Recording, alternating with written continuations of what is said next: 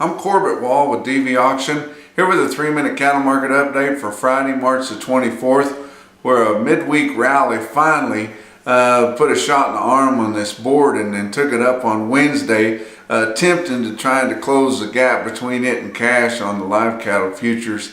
You look at it with the April contract, still talking about on live cattle. Wednesday was up 255. All the contracts were up real big, but then Thursday backed off 67 cents to end the day on Thursday at 121.77, which is still a far cry from the cash market, what little was traded so far, and we are in the spot month there with the April. Feeder cattle contracts, the April there, Wednesday was up 372, and the feeder board has done a really good job of really staying to just a little bit of a premium to this charging cash feeder cattle market, and a very, very impressive tracking here on the feeder cattle futures. But Thursday was down a buck, which ended the day Thursday still at 135.35, and as high as feeder cattle have been traded, that's still a little bit higher than what 800-pound steer is averaging on a cash basis.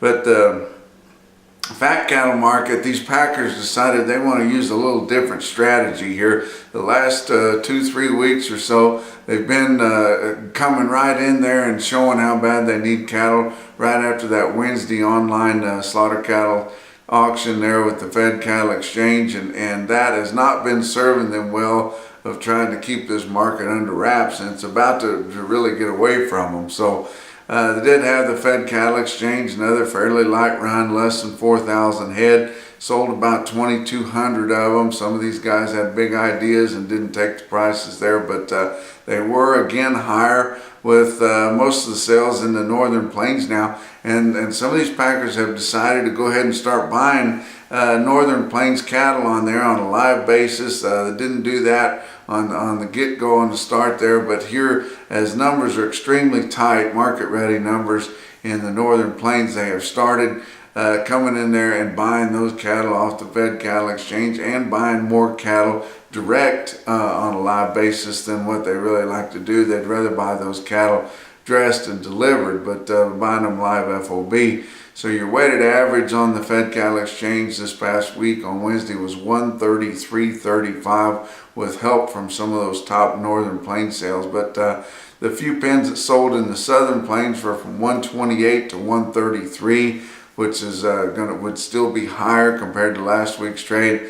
And the northern plains from 133 all the way up to 136.50, which would be several dollars higher than last week's trade, either on the Fed Cattle Exchange or on the direct basis there. But we did see a few cattle sell on Thursday.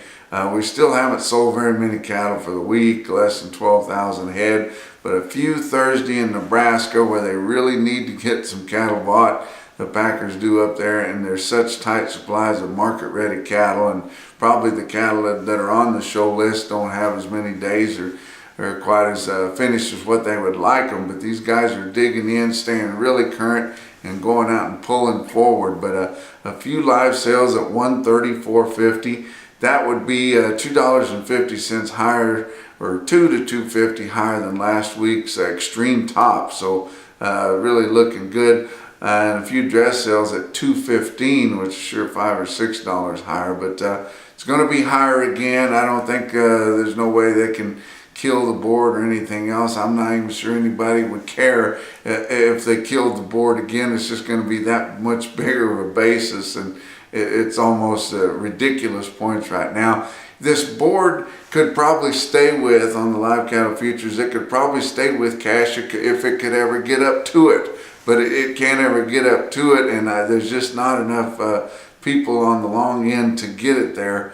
And you got, of course, everybody hedged on the short side. But if they ever pass in the night at some point, then it'll probably stay right there with it. But it's a long ways to get to it, and a big disparity there between live cattle spot futures and the cash fat still. Your slaughter's staying up there good this week, 463,000. That's 6,000 more than last week's impressive kill, and 29 more than the same week a year ago. You got cattle on feed estimates. The report's going to be coming out here on Friday, and it's it's supposed to be bullish, which is always scary. Because every time that it's supposed to be bearish, then you have a good chance of it being friendlier than what the analysts thought.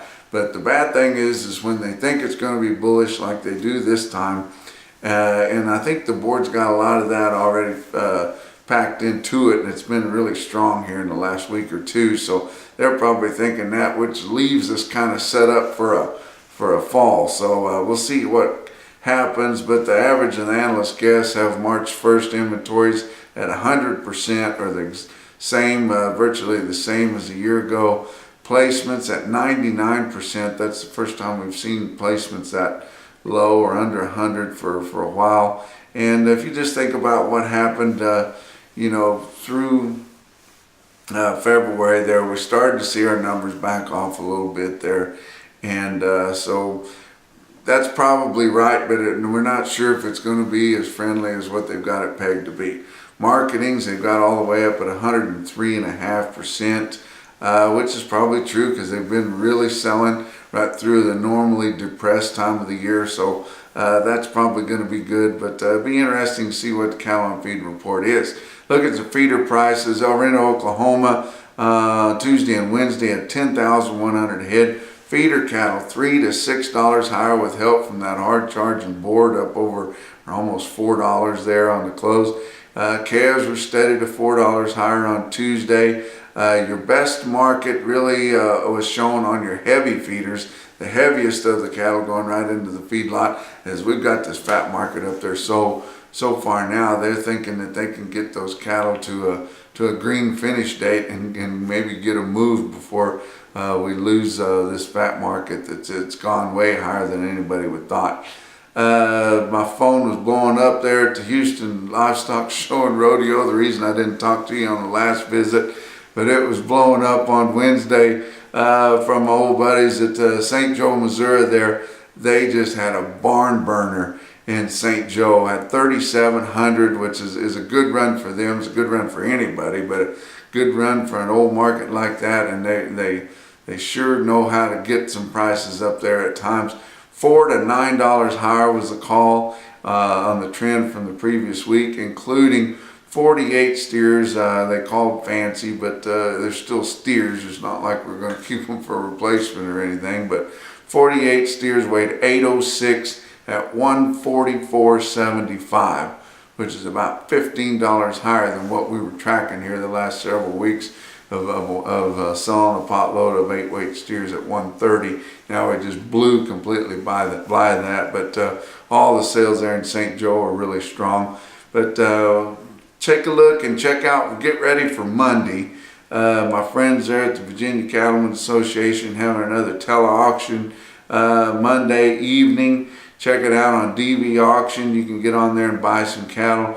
There's a lot of cattle from the Abington Feeder Group, which is in the southern Virginia. It's not that far, not as far from you guys as you think it might be, and some really nice cattle to put on feed, and they would be a long time weighing all the shots, ready to go to work for you.